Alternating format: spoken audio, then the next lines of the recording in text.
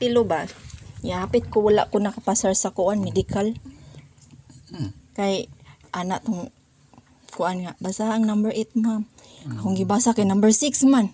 Anak na pud ang katong tong babae. Ma'am number 8 ang basaha kay number 6 na. Sus number 7 na ang pud akong gibasaan. Ma'am number 8 ma'am ang basaha. Pastilan.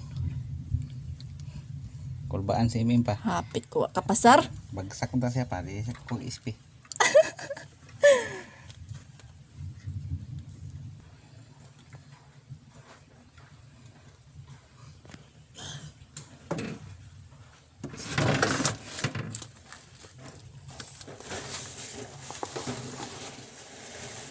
Mana mi kuwag SP5 putingin bugaya. Dagang kag tao. Ya nanikas pa yun si Junjun. Nagbalhin og bangko. Wa pa ko karon kahuman. Nana ko yate di mao ni ba. Kuan jud kuan ni ba maiwi hati kuan ni. Dapat yun dito magsingit-singit no. Lo.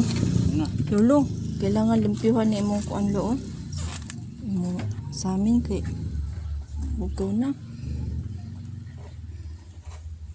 Kauli si Junjun lo Nya kuan lo basig.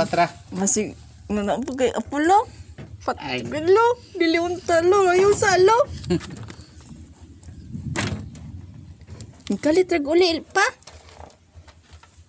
Ningo man si Pia sa kuha. Ang uli ko, Pia no? Kalit rag uli. Etot no? Nya. Basig na manghot patay. Ayaw sa tawon. Yan po ta. Kugus. Salamat sa Espiritu Santo. Amen.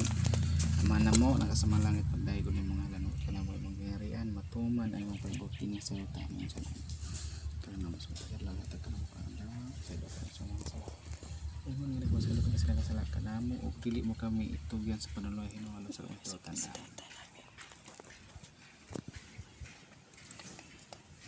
Hello, bisita Milo. Kay Birthday ni Junjun ugma pa. birthday na ko malo. Pa kuan na ang kuan ta. Pa, birthday ni Junjun ugma pa niya. Padaog kag last 2. 03. Pa, 03 pa. Ang gawas ang 11 gahapon na daog si Elmer. Elmer? Oh, 50. Last Bakit to? sa gabi iyo. Wala yung suroy siya. Ging nangiti ko nga 500. 50 ra ko patad. Tiko? Oo. Tires na. Tires. Ha?